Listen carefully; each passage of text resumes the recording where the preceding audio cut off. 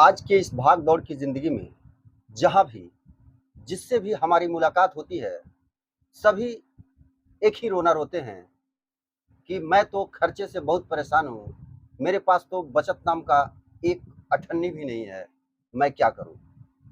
आज के वीडियो में मैं ऐसे 5-6 आदतों के बारे में बताऊँगा, अगर हम उन आदतों पर कंट्रोल कर लें, अपने आप को रोक लें, तो हम जिस हाल में हैं, हम चाहे जितना भी कमाते हों, साल में अच्छा खासा पैसा अपने पास सेव कर सकते हैं। तो आइए जानते हैं हम उन 5-6 आदतों के बारे में जिस पर हमें कंट्रोल करना है। सबसे पहली आदत नए-नए कपड़े और नए-नए जूते खरीदने की आदत। दोस्तों, हम में से कई ऐसे लोग हैं जो नए-नए कपड़ों के शौकीन होते हैं, नए-नए जूतों के शौकीन होते हैं। उनके पास कपड़े होते हुए भी, नए-नए जूते होते हुए भी, जिससे उनका काम चल सकता है।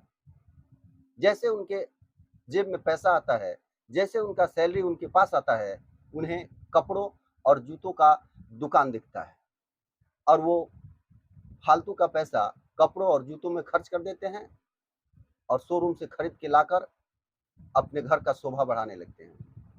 ऐसे हमारे पैसों का नुकसान होता है।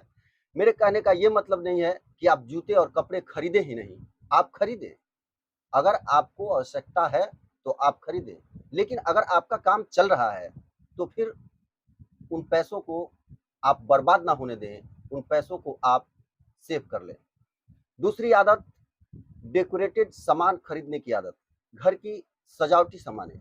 कई बार ऐसा होता है जब हम मॉल में जाते हैं, बाजार में जाते हैं या ठेले वाला आ जाए दरवाजे पर, हम कई ऐसी चीज़ खरीद लेते हैं जो बाद में नुकसान हो जाता है और बाद में हमें अफ़सोस होता है कि हमें इन चीज़ों को नहीं खरीदना चाहिए। लेकिन हम अपने आदतों से मजबूर होकर उन चीज़ों को खरीद लेते हैं और 2-4 दिन में ही वो चीज़ें नुकसान हो जाती हैं, बर्बाद हो जाती हैं।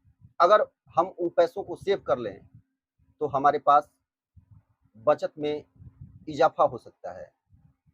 तीसरी आदत, हम किराना सामान थोड़े-थोड़े मात्रा में ना खरीदें। हमें जो भी सामग्री चाहिए, हमें जितना भी चाहिए, हम महीने भर का राशन एक बार खरीदें।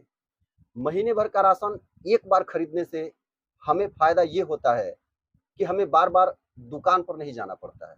हम बार-बार दुकान पर जाते हैं, हमें ₹5 का सामान खरीदना है और बार-बार दुकान जाते हैं, तो हम उसके साथ एक्स्ट्रा सामान खरीदने लगते हैं, जिससे हमारे पैसों का नुकसान होता है और फिर हम अपने बचत में नहीं जा पाते हैं। चौथी बड़ी आदत है, अगर हम कोई नशा करते हैं, तो जितना जल्दी हो सके हम उस नशा को छोड़ दें। इससे हमें सबसे बड़ी फ़ायदा ये है कि एक तो डॉक्टर का पैसा बचता है, दूसरा घर में कलह से बचता है, घर में कोई कलह नहीं होता और तीसरा फ़ायदा, हमारे बाल-बच्चे गलत आदत से बचते हैं, यानी कि वो नशा की तरफ नहीं जाते हैं। और चौथा सबसे जो मेन है, वो है बर्थडे पार्टी और सालगिरह पर खर्च होने वाला रुपया। ये जो रुपया है, ये हम हमारे समझ से इस पैसा को हम फालतू में खर्च करते हैं।